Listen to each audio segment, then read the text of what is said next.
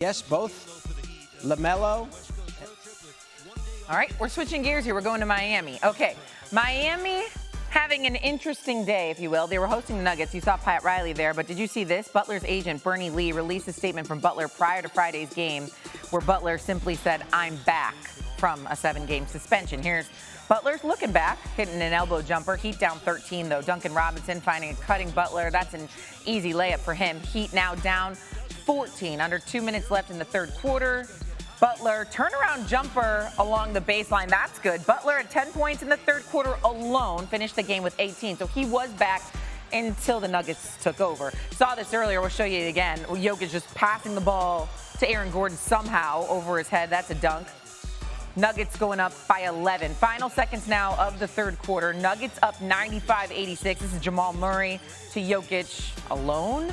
You know that's going in. Jokic had a triple-double, 24, 12, and 10.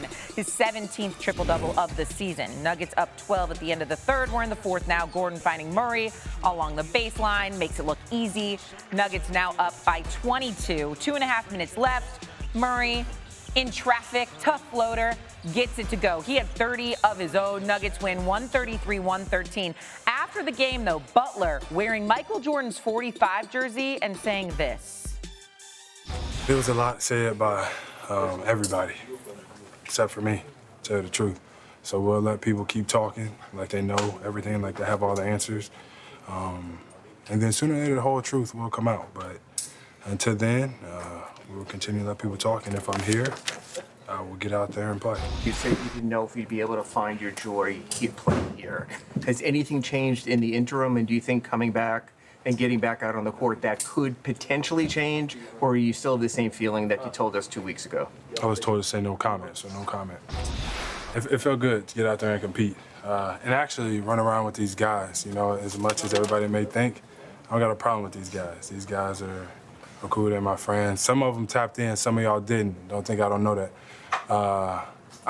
My beef not with them and never will be, never has been.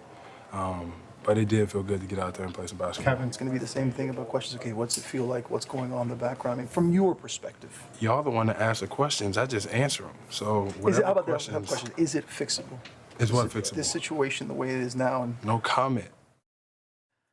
No comment with a smile. Senior NBA insider Shams Charania joins us now to help us break this all down. So he said no comment. Now I ask you, is the relationship fixable between Jimmy Butler and Miami?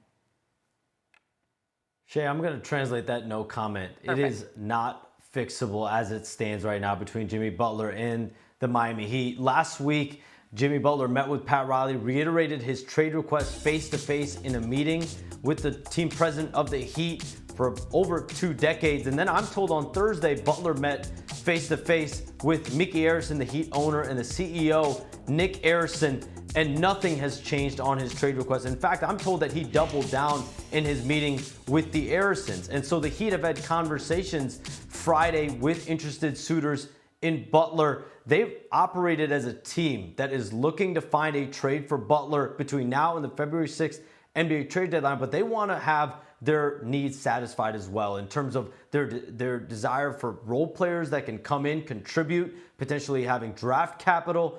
And overall on this roster, they're not just going to move Jimmy Butler to move him. They want to go get players that they feel can help this team compete. That's how Pat Riley has always been. So this is going to be a fluid situation, but both sides are prepared for a level of uncomfortableness moving forward. As if it wasn't already uncomfortable after what we saw there in the locker room. And what else we saw was Jimmy Butler kind of channeling like Michael Jordan, the "I'm back" press release that we saw prior to the game.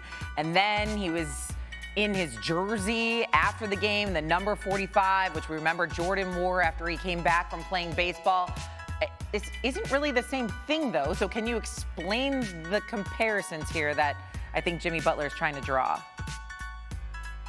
Shay, in the words of Pat Riley in his postseason press conference last year, is that Jimmy trolling or is that Jimmy serious? I think everyone in Miami probably sees that this might be some trolling going on.